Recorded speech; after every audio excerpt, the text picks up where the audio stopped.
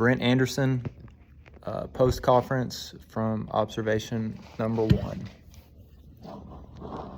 Okay. All right. I think first I'm going to go over the notes that I took while I was in here. Okay. And then there's a form that I had to complete and turn in. Probably go through that as well. Just so, like I said, we got to eat up some time. Okay. Okay. So when I came in, the class that I observed, there were 12 students, mostly girls. The objectives were clearly visible. The we will, I will statement. I think it was, write an algebraic expression to represent a verbal description. Mm-hmm. There was an exit ticket at the end of the class, which was good. Okay, so some things that I noticed throughout the class that I wrote down as enforcers. See, I forget. There's, reinforcement and refinement. So reinforcers I wrote down. I thought that the students were engaged clearly throughout the lesson. You did spend a lot of time in the power zone, which check. Technology was represented and used. Smartboard. There was a group activity that everybody engaged in, where the students worked problems that were shown on the whiteboard with, they each had individual boards. They were groups of 4. I did notice that not all of the students communicated what they came up with when they were solving the problem. And they may have, not that I could see. And one group, they did not send somebody up to the front of the room to show evidence, like they didn't have a spokesman, which 6th grade kids, they don't like to talk or feel singled out or whatever. Okay, so some discussion question ideas I wrote to talk to you about. The first one, talk to me a little bit about the sequencing leading up to that lesson. Okay, so we'd started before talking, the first introduction was about the difference between an equation and an expression. And so we start off with how to solve it. And we would take word problems or math stories, and they had to distinguish and write the expression or the equation. So on the day you came in, they had to do the opposite. I gave them the equation, and they had to come up with the math stories that went along with it. Okay. So, and they build on each other. Okay. I know it's been a little bit, but you're good. Where did you go next? Or after that, we were prepping for our test after that, because we would test them just to see if they check their understanding for those 2 components of it, because then we move over to where we are actually having to do inverse operations to solve. So we build on that first, and then we move over to solving the actual equations. Okay. Nice. Okay, and like I said, they were showing work on little individual whiteboards. How would you normally check for understanding? If you didn't have the whiteboards. If you didn't go see each one individually, how would you check? For usually, if for checking for the understanding, if I run out of time during the day, which sometimes that does happen, I'll pull their journals once they leave. And if they do not quite get the understanding, I'll make little jotted notes, and so we'll refer back to it the next morning when they come in. I use a lot of the whiteboard because it's just a quick assessment. So, and then the exit tickets too. So I have them put their name on the back of the exit tickets, and if they're not grasping it, I'll just pull them down really fast, and I'll make 2 piles. Which one grasped it, which one didn't, and we always spiral back. Okay. So. Yeah, I did notice that I could tell that it looked like they were familiar with that, because at the beginning of the class, they jumped straight into groups and got the material they needed. So they like group work. Yeah. How do you monitor progress during the lesson? Mainly by walking around. So I'll walk around and look at what they're kind of doing. You can observe, like the boys that you were talking about, the couple that I have, they don't like to interact as much as the girls do. So I'll try to separate them to where they're with the girls, and the girls I'll push them to where they're involved more. But it's mainly just monitoring and walking around and seeing what they're writing, what they have going in their journal. Okay. Okay, so was there any specific data that informed you to the instructional choices for that lesson, or was it like part of the TEKS progression? Or it's the TEKS progression. So when you're looking at it, the way our TEKS are set up in math, we go by units. And so each unit builds on the previous unit. And so that was just the next step. And I do a pacing tool. And so it was just the next step on the pacing tool. Okay. And was there any prior learning that was referenced or that needed to be referenced? Or I probably should have referenced more about the equation and the expression part of it, so they understood which way I was wanting them to go with it. Okay. So. But now the days leading up to that specific lesson, was that included in some prior lessons? No, it was not, because it was a new TEK that we were starting. So it was I think it was the third day of that TEK introduction. So there's like 3 different parts to that one TEK. Okay, I got you. Okay, now, so you've been teaching long enough to know when you cover this specific unit, lesson, TEK, whatever, you pretty much have a decent idea of where there's going to be hiccups, where somebody's going to get confused.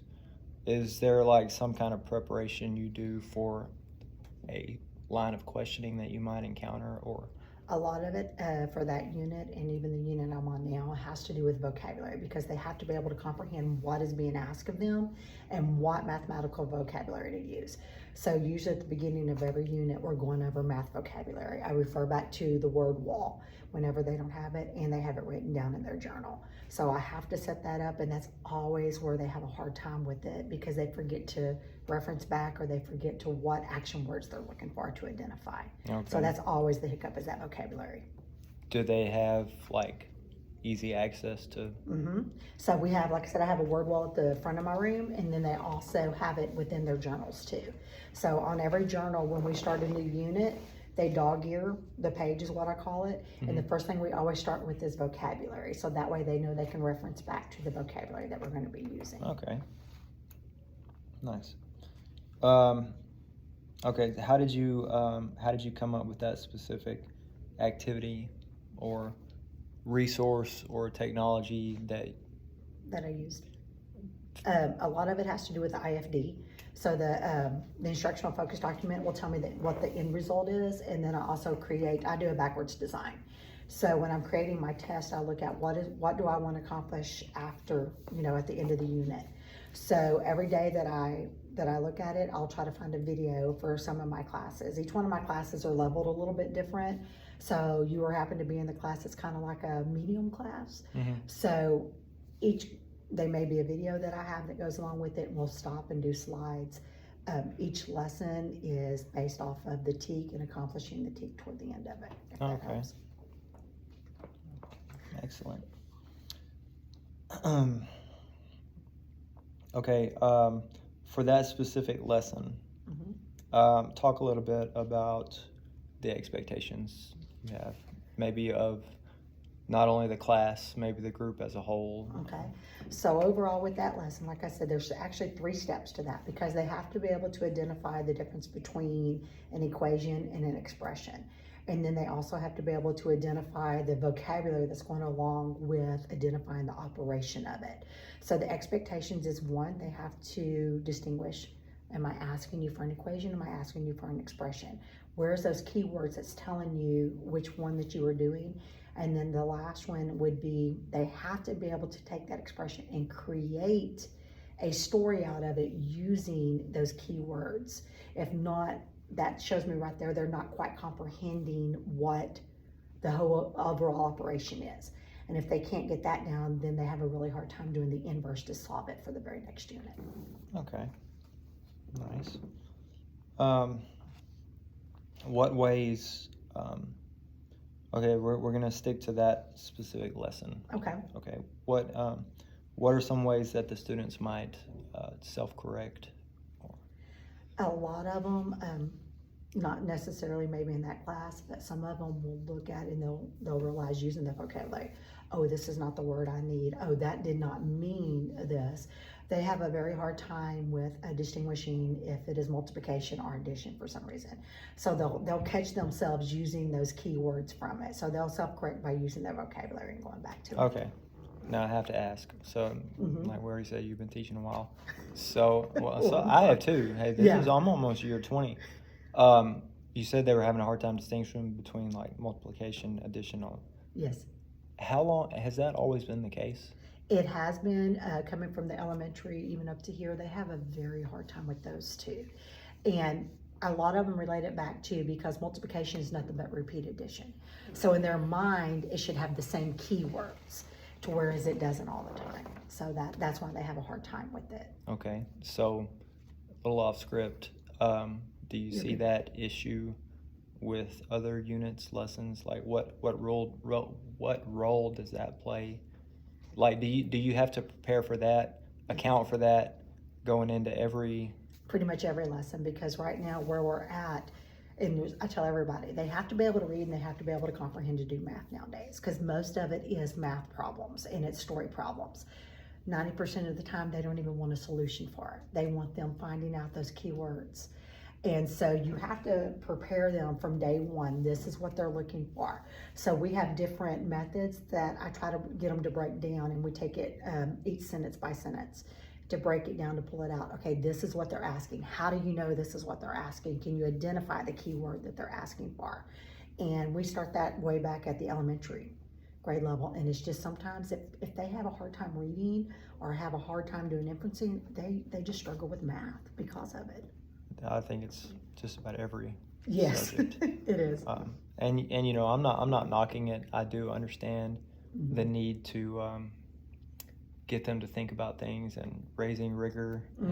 Like, you know, used to we could just write down 2 times 2 equals 4, and now you got to be able to tell them why you have the 2, where it's coming from, what keywords led you to that, and why do we need the solution of 4. And it's confusing to a lot of them, and I really I'm starting to ask myself if it's better, you know, in the sense of math specifically. Like, are we teaching math, or are we teaching how to figure out, you know, common, like higher order thinking, right? Figure out problems. A lot of the kids now ask me, how do I use this in real life?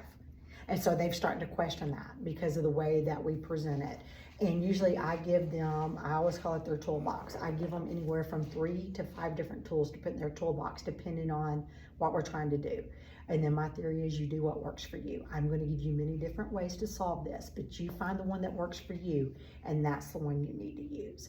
But a lot of kids nowadays are questioning, why do I even need this? How am I going to use this in everyday life? Why am I doing this?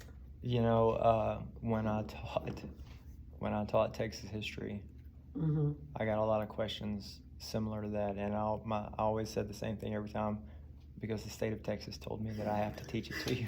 Well, I always tell them, I'm like, you never know. And so I try to relate it to, because we did a whole unit about careers. And so I know what a lot of them want to go into. So I try to relate it. Okay, so you're wanting to do this. And so many of them say, oh, I want to be a major league player. And I said, you need to know where your money's going. You need to know who's messing with your money. You better. So. That's funny. Okay. Okay, so we're going to talk about that one group for just a second. Okay. I think it was group number 2. I don't know if it was or not, but okay. I wrote down they did not want to participate. What is another way that this group could have shown understanding other than the whiteboards or going up to the to the front. I think I know exactly which group it is. And usually that group, what I should have done was put them with more of a peer-to-peer mentor kind of thing, because some of them, when they get with a certain group, they don't want to show you what they know, if that makes sense to you. So another way that I could have done it with them was made them do it individually, and I could have, and I hate to do it that way, but give them a question on the computer that they could have answered and turned in their scratch paper to me, or pretty much just different grouping, because that group right there they don't want to work well together. So I know which group you're talking about. Okay, and you know what keyword this is leading into. Yes. So basically, you just answered it well. The next thing I wrote down was what forms of differentiation could be shown for students that don't like to be in the front of the class. So you said, yeah, individually. And okay, how will you provide different methods or content to ensure mastery? On that one, I do a lot of spiraling, a lot of scaffolding. Every morning we answer anywhere from 2 to 4 questions, and I try to scaffold back depending on it. Usually at the beginning it will say something that we've covered all year, and so I'll bring that back in there to something we covered all year, something we covered yesterday, something we're working on now.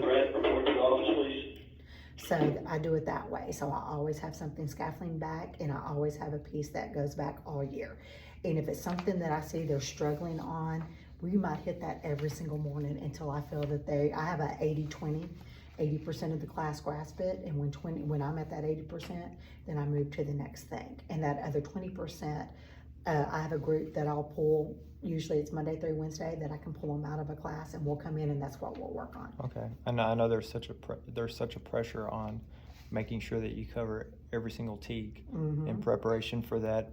We have 65 TEKs that we cover in that 6th grade. 4-letter word that's Yes, coming up, yes. test. Yes, I hate that test. But yeah, unfortunately, that's something that my rule in my class, we don't even mention that test until we come back from Christmas break. And then I tell them, I said, it's just another day in the classroom. I said, And it is.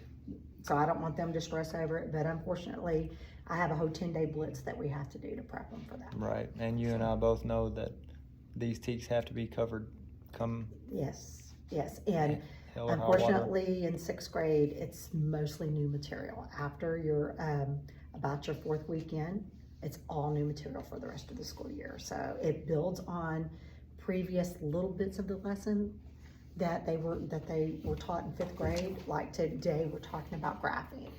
Well, all they've been taught was like a fourth of what they need to know. So we're constantly building, and I'll refer back to, remember when you did this here, remember when you did this here. But it's all new stuff, except for just one little snippet. Okay, so I have to ask, what have you ever, and if you haven't, what would you do? You mentioned like 80% of the class grasping it. What if it's not that high? If it's not that high, then I just keep going back and spiraling.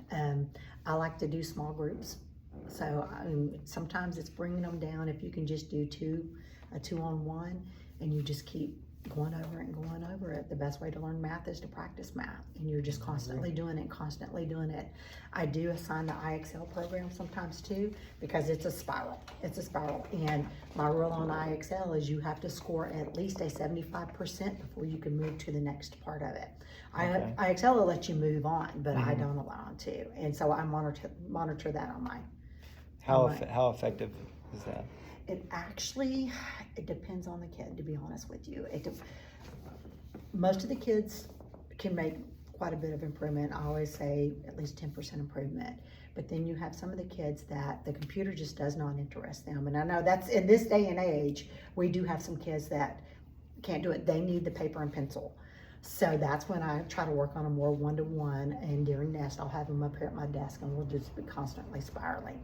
Once I can do the one-to-one, it's actually pretty successful, but they learn better not being in the big group. So, you know, when I was working on my master's in SPED, I had to do a project where I had to create like I had to create something that showed some type of improvement among special ed population. and I was teaching technology half a day still. Mm-hmm. And so I used Reflex Math because we were still using it then. Yes. And in fact, that was our warm-up. No matter what, like the kids would walk into the room, they would log into their computer, they would go into Reflex Math, and we would do that for 10 minutes every single day, no matter what. Yes. And so I started keeping track of the data, and Mhm. specifically, of course I didn't tell them, but specifically I was tracking the SPED kids. And the improvements that they made in learning math math skills. Like, Mhm. it would always, I would get an email that said, 63% of your kids learned 7 new skills, or whatever. It was pretty remarkable, but Reflex Math was all that old school 7 Love times 6, Reflex Math. 1 times 5. It was just boom. They were just number. So it wasn't like today. We used it at the elementary level, Reflex Math.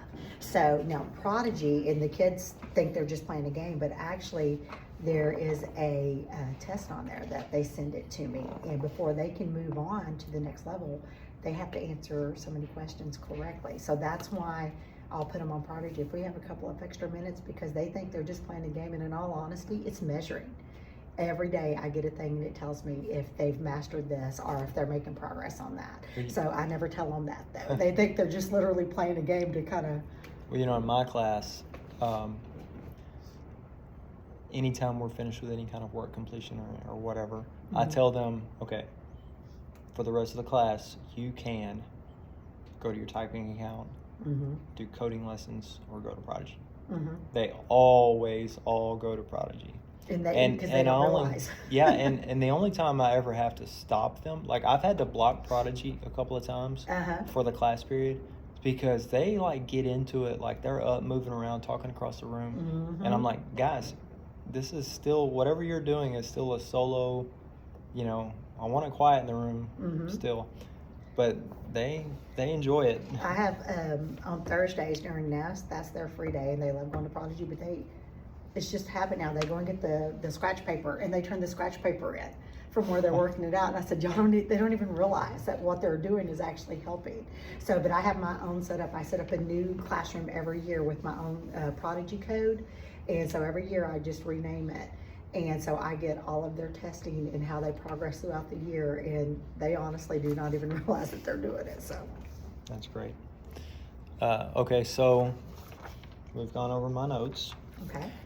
This would normally be the point, like you've sat through many T-test meetings, where I would go through how you scored on each individual thing. And I do have a checklist that I had to turn in. Okay. You did very well on it. Okay. We're not going to go over it because they told me I didn't have to, so I don't want to. But you hit a lot of important areas. How does it relate to everyday life, and the use of technology and all that stuff. So your T-test appraisal would be good. Well, thank you. But I do want to talk, but it's not a but. No, you're good. No, I want to grow. I like growth. It's, so here's the form that I was supposed to bring and start with you. I decided to go over my notes first because, like I said, I needed to kill time. So some of this stuff may be a little repetitive from the notes, but you're good. Okay, so let's see. And some of the stuff is geared to me, and some of it I think should be reflected outward to you. Okay. I don't know, like this first thing, self-reflection and prepare for the conference. So this was for me. Analysis of the facts about the teacher's instructional practices, strengths, reinforcement, and concerns, refinement. So this is what I wrote down. Okay. I wrote down that the classroom was extremely well structured, which it was. Students were engaged from start to finish, knew exactly what to do and where to go throughout the class time. And for refinement, oh wait, I didn't even put that. I put the group activities were perfectly aligned with the posted and easily visible lesson objectives. I think had I put a refinement, though, it would have been geared towards the differentiation. And again, and I said, because I had to have a meeting about this with my field advisor. Yes. And I told her, I said, I don't know if they reached understanding or not, because I couldn't see the boards. Yeah. All I know is that one group didn't send somebody to talk about it. Yeah. And they may have been completely understanding. I couldn't. They were. Right. They but weren't, so. but I didn't have proof. Yes. One way or another. So that's why I said, if I was going to mention anything about refinement, it would have been differentiation, which you and I actually spoke about a little Yeah. bit going into it. And that's always my low one. So it's just, there's so many different levels. I'm still working on how to hit every single level every single time. So I have that one class that I have 27 kids in. I go from one who should actually be in my honors class down to one that can even multiply 2 times 2. So that one's a So challenge. what are the different sizes? I'm sure it's similar to mine. What are the different sizes of the classes? My first period I have 14. Right, Okay, that's the one I came to. Second period, I have an honors class, and I have 16 in that honors class. Then 5th period, I have 26 kids in that class. Then 6th period is my other honors class, and I have 18 in that one. Then my last period class, I have 25. So your classes of 26 and 25 that are not honors classes. No. I'm sure that there are probably some kids in there that are much lower than the others. Yes. So let's discuss just for a second. Yeah. Your honors classes, Mhm. I'm sure you don't have near the issue with understanding, reaching mastery, and you probably can even get a little bit ahead. They have more open-ended, and so like how these went up to the board, I will like explain to them what the objective is, and they do a lot of projects with me. Okay. So I would literally just say, okay, this is my expectation, and I let them come up and tell me, okay, this is how I'm going to achieve it. And they work together. Usually they work very well together. We did a project at the beginning of the year that they had 2 weeks to do, and they made me music videos based off of, I gave them 4 different prompts about different math problems, and after that I said, show me what you got. I had some that made me they did different, one presented it like they were doing a documentary to me about the math problem on different things, and then I had some that made videos with it. I had some that created tests with it. And so it was all open-ended questions that had to be part of it. You had to have open-ended questions with constructed responses. Then they had to give the test to someone and see how the mastery went. So my honors classes, I can do that with. That's pretty cool. My other classes, it's more of, okay, this is what we're going to do. It's still an open-ended question, but I have to give them more of a guidance of, this is where I really want you to end up at. Give me 2 ways you can find it that way. So that's the biggest difference between, and it's especially my last period class, I have 8 kids in there that are on this, that sped. So they have totally different accommodations, and so in that class it's more of, okay, I don't single them out, but it's like, okay, so I give you half filled in notes and let's go from there, to whereas the other ones I'm like, okay, here's my prompt, this is what we're doing. So it's totally different worlds whenever I have my classes going on. So, and they've started to, I hate to say it, realize it, because the other kids are like, why can't we do like what the honors class is doing? So the last 6 weeks, the other classes will have a project. Now it won't be as in-depth as the honors class, but they'll have a project too, so they can see what they're doing. I had the same thing happen when I started my lesson on coding. Mm-hmm. So my first period class, 10 students, and technology is different than math. Mm-hmm. None of them are really this much higher than anybody else, because they've all had some type of electronic device in their hands since they were 2 years old. So they're all familiar with technology one way or another. But the class I had at 10, I was able to spread them out, put them in groups of 3, and say, okay, this time you're going to be the robot, you're going to write the algorithm, and we're going to discuss it, and we're going to set up like an obstacle course. And then my second period class, which has 30, and not educationally lower, but behavioral issues, we're wondering, why didn't we get to do that? Mm-hmm. And it's like, well, I didn't want to be blunt and I didn't want to be honest, Yeah, because honestly, I wanted to say, because there's a million of you and I don't trust half of you. exactly. The But maturity level. exactly, but I didn't say that. Mhm. But it did make me think, okay, core classrooms face the same issues. Mhm. So how are they dealing with it? It's okay. Fifth period, they love to do group work, but it's more of it's a constant. I have to try to be all over the classroom at the same time. They don't like to go up to present as much. Now, my honors classes, they're like, oh, can we go up there and present? I want to show them how I taught this. And so they will actually go up, and I've actually had one group that I said, okay, this is what I want done. And they created a lesson, went up there and taught it. And it was like on point. I couldn't do that with my fifth period class, because if I told them that they're going to sit there and talk about basketball games this weekend, or they're going to sit and goof off, and I can't. Just off it's topic. like, yes, like you were saying, it's kind of hard with that group. You can't do the same. We do still do group work, but it's more of, okay, you have 2 minutes, and I'm constantly like, I know which ones I need to just be right there on top of, and which ones I can kind of trust to go do on their own. So it's two totally different worlds.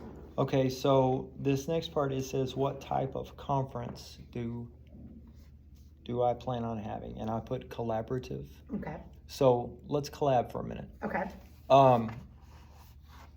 I can probably guess that most of your special ed labeled students probably have the generic, for starters, they have the preferential seating and extra time on assignments and oral administration, the same thing that everybody gives everybody. But math specifically. The only other difference, they're going to get calculators. Okay. So with it, and then some of them not only get calculators, in which I've told them it's kind of redundant, they also give them a multiplication chart. And I'm like, but if we're already working with the calculator, they don't need the multiplication chart. Another thing they do, depending on them, is chunking. So chunking the assignment so they're not so overwhelmed with it. So that, other than that, it's like you said, it's just like the basic thing. They all have the seating, they have the oral admin, they have the extra time. Usually it's one extra day is what they get in math. But the only big difference is chunking the assignment and a calculator. Are there any other things that you could think of, like that will be geared specifically, like to address differentiation for like the SPED kids? So like, let's take that lesson that I observed. Imagine that you have a room full of 25 kids, 8 of them are SPED. Okay. Now, instead of pulling out the whiteboards and putting in groups of 4 and here's the problem, have a representative come explain it to me or the room, what else might we do? On that, would it be, I mean, with those, I would probably give them some sentence starters, some sentence stems. Okay. And then it could be even like me doing part of the problem for them, and them using their vocabulary or using the sentence stems to kind of figure out and fill in what parts were missing before they would come up. That way it gives them a head start on how they're thinking it through and working it through. Okay. So that's one way I could have done that. Is that something that would have to be read? It probably would, and usually when I do pair up with my SPED kids in those two classes, like I said, I have a very big population of SPED in my last period class. I do a lot of peer mentoring in that one, because I do have some in there, they're not extremely high, but they're getting it. They're grasping what I'm asking them to do. So I usually try to make sure they're in at least with that group so they can kind of lead them in the direction that I need them to go. Do you have inclusion support in either of those classes? I do at least once a week. That's another conversation. That's a whole other conversation, but at least once a week, and she's only in here for 10 minutes to service 8 kids. 10 minutes to service 8 kids. Do you hear that? So it's one of those, I love that group, but I feel half the time that I've kind of let them down, because as soon as I start them doing something independent, every hand is up. So I'm like, and I always tell them, I acknowledge you, I'll be there in 1 second. So I'm here and trying to go all over the room. And sometimes I feel like I'm not able to give them everything they need. So. The Like you re- said, that's a whole other topic. we'll not drift off script too much. Okay. What evidence was observed during your teacher's lesson that determined you would use this type of conference? Okay.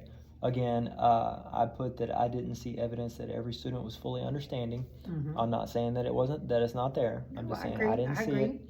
it. The process, understanding of the process to reach the final product. I plan to ask the teacher what ways can be useful in differentiating the lesson for students with a lower learning level, which we just discussed. Mhm. Sorry. No, you're good. Okay. As an instructional coach, how would you get your teachers, especially, I want to talk to you about this one. Okay. Especially those who are resistant to change, on board with necessary changes to their instructional planning and delivery? Okay, and I'm going to tell you my response first. Okay.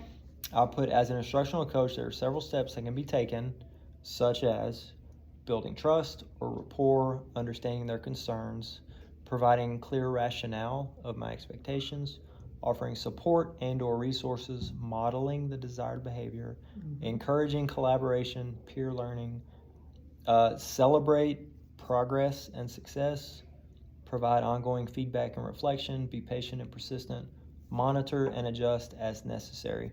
So those are the ways that I would deal with maybe an older teacher that didn't want to change, that didn't want to dive into new ways of thinking. Have you ever been asked to be a mentor teacher? I am a mentor teacher. Okay. And I did instructional coach for 2 years. And everything you just hit on was the approach that I would take with some of the teachers that were struggling. And it's like you said, newer teachers are more open to that, because especially the ones that are just coming straight out of college, because they have that open mindset. Your veteran teachers are the ones that's harder to get on board. So that's the ones that you gotta kind of go in, and I don't want to say baby them, but it's kind of a meet in the middle. There's some give, there's some take, but it's definitely the modeling, showing them those expectations to them, even to the point of where one time I even had to bring in, okay, this is the research, this is what we're finding out is helping, can we bring this in, can we bring that in? So I'm in agreement with you. Have you ever mentored a teacher and asked or had them view one of your lessons? Yes. Okay.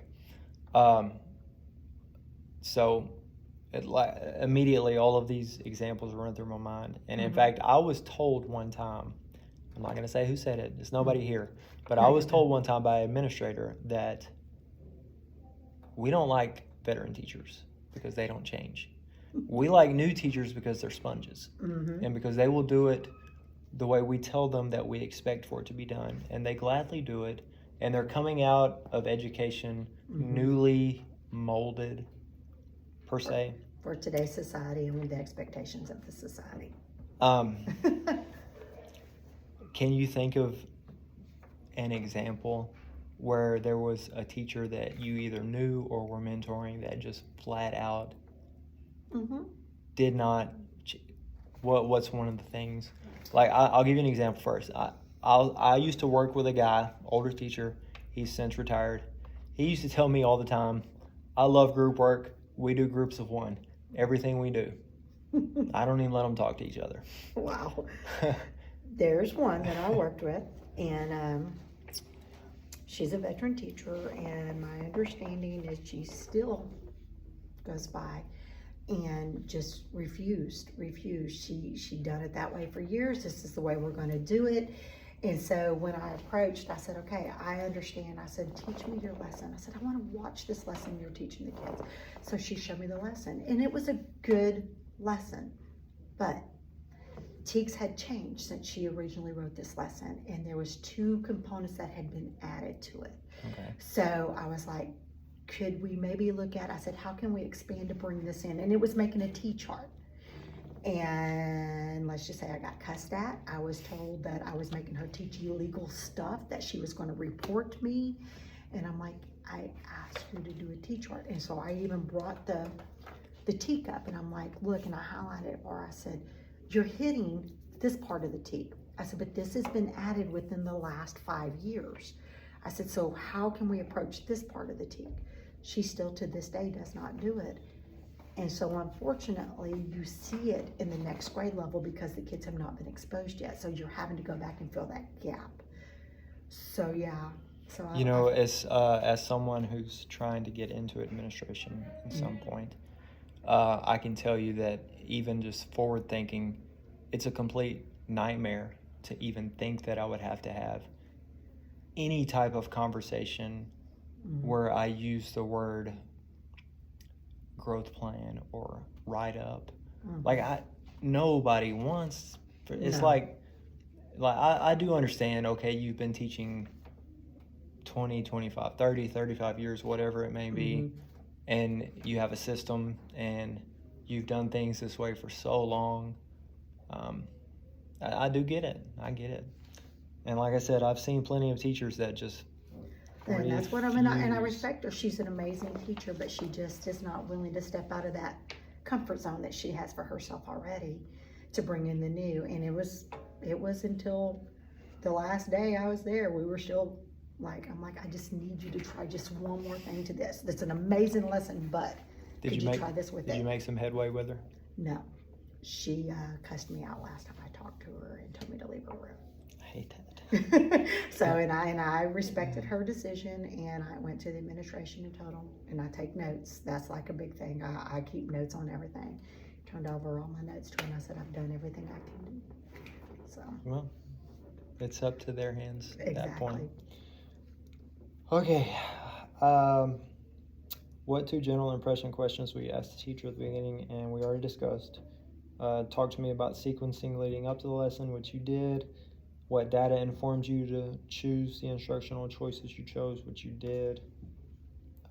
Reinforcement for planning purposes only, do not tell. Oh, it says do not tell the teacher. Do not tell me. Well, it's Okay. questions that I already asked you, that we've already discussed. And like I said, this was for me and my field advisor. Yeah. Okay, domain 5, self-request. Talked about that. We talked about that. We talked about that. Okay, and I asked those from my notes. Okay. I wrote this, so I'm going to say it Okay. in closing. And we are good timing. Yay. In closing, thank you so much for the conversation. A few key takeaways from the conversation include recognition of student diversity, strengths in implementation, and areas for growth. Moving forward, some actionable steps that can be taken include professional development opportunities, which you don't need, but Hey, if I'm they're always there, open, if yeah. they're there, collaborative planning sessions, Mm-hmm. similar to the one we just had, and follow-up support. Okay. And I will let you know, but you know that I have to do this again. Yeah, you're good. So at some point, I have to observe another class, and then I have to meet with my field supervisor again, and then I have to meet with you Okay. again. Yeah, come back during data analysis. That's a fun one. Awesome. When is that? It's the unit right before STAR. So that'll be April-ish, early April. early April. Okay, I'll check the calendar they gave us, because it's like have to have observations done by such and such date. Observation And 2 I'm done good by with such any and such day date. because we do geometry and measurement as soon as we come back from spring break, and then data analysis. And after that, it's nothing but review. Okay, perfect. So. All right, and look at this. I had to make it 45 minutes. Yay, we made it. 44:18. We made it. Yeah, So. I'm gonna let it run until it hits 45:00 because I don't want to be penalized for any. For any of it. Exactly. Exactly. But yeah, that was a good group. So are you gonna come back for that exact same group, or you wanna come to another one? It's up to you. I don't care. Yeah. I'm open. The thing is I don't know when I'll be able to leave my room. Okay. Is the problem. So you can come to any of them. First period, it's easy for me to get coverage. Yeah. Or not get coverage, because there's only 10 kids in there and they're church mice. Oh, yeah. So whenever you need to, just come on in. I don't care. Okay, so it may be that time again. Okay. And like I said, if this were a real T-test observation, you would have done fantastic. So I don't